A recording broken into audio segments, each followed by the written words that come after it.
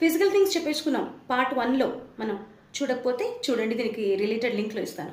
అయితే మెంటల్గా మనం ఏం చేయాలి? మన హార్ట్ బాగుండాలంటే, ఈ బుజ్జి గుండెని పట్టించుకోవాలంటే దాని మాట వినాలి. దాని మాట వినడం నేర్చుకోండి.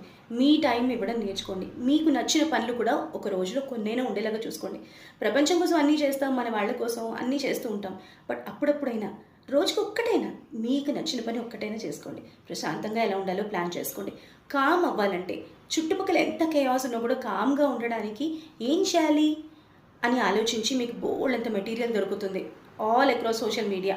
ఓకే, సో మీరు వెతకండి. ఏదో ఒకటి పట్టుకోండి, 100 వద్దు. ఒకటి పట్టుకోండి, దాన్ని చక్కగా ప్రాక్టీస్ చేయండి.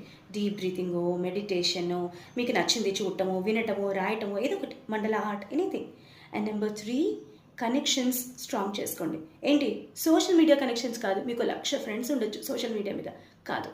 పర్సనల్ కనెక్షన్స్ ఏవైతే ఉంటాయో 100 లేకపోయినా 2-3 ఉందా, వాటిని బలపరచుకోవడం, వాటిని ఇంకా పెంచుకోవడం, వాటితో కనెక్షన్ ఎక్కువ ఎస్టాబ్లిష్ చేసుకోండి. అప్పుడు ఈ బుజ్జి గుండె మిమ్మల్ని థ్యాంక్ చేస్తుంది.